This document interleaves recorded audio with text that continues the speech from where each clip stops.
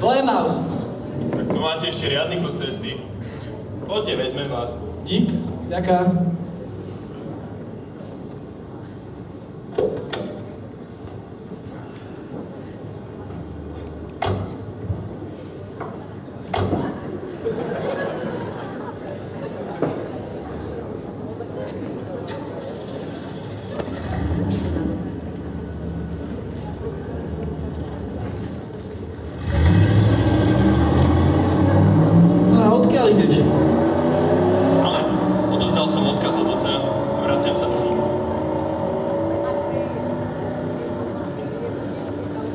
O čom ste sa rozprávali cestou? Podľa vašich tvári bola nejaká ťažká a závažná téma na vás. Nečítaš Jeruzalem's News? Nie, prečo? Tak to si fakt mimo. Nemáš Krkat info, Facebook, Twitter, však je to všade. Aha, páni sú ITčkári, čo? A spravujú siete.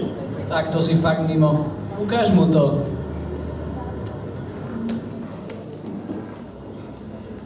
Napríklad Filip.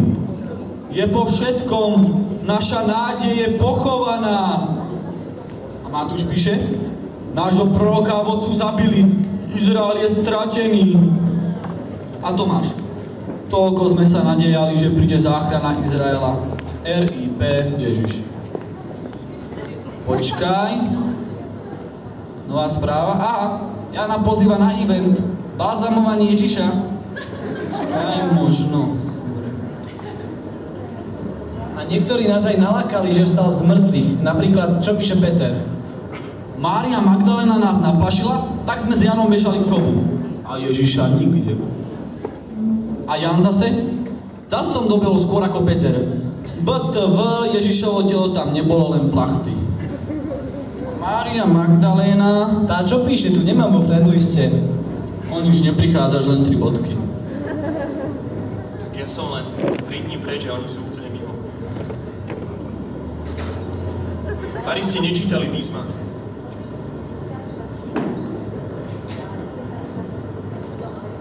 Že spasiteľ sveta mal toto všetko vytrpieť a potom nakoniec vstať z mŕtvych.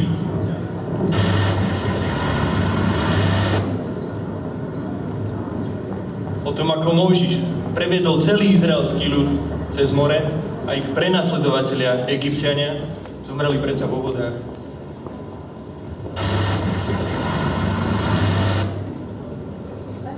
Alebo had na púšti.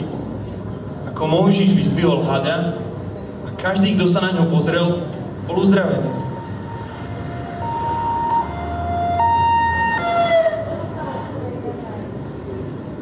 Také meno ako Job vám taktiež nič nehovorí. To bol jasný predobraz Ježiša. Tak ako Job bol uzdravený, tak aj Ježiš musel byť vzkriesený. A keď si čítate Izaiáša, tam sa jasne hovorí: Pánovi sa však páčilo zdrviť ho utrpení. Ak dá svoj život na obetu za hriech, uvidí dlhoveké potomstvo, podarí sa skrze neho vôľa Pánova. Po útrapách sa jeho duša nahradí do síta. Kosher fast food Emauzy, zastavme sa! Nám to stále nedochádza.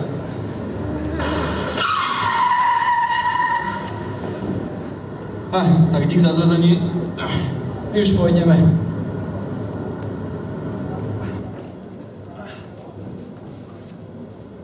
Zostaň s nami. Nie, unáhľam sa domov. Poď. Pozývame ťa. Tak dobre. Kúpim nejaké jedlo.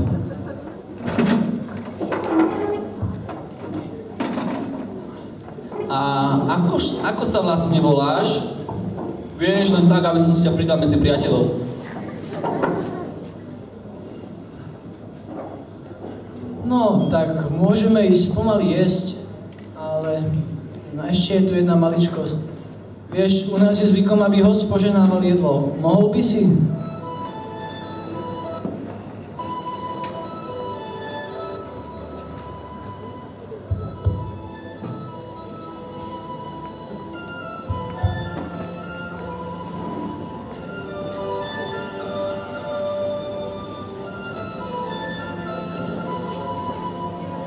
vezmite a jedzte. Toto je moje telo. Pane?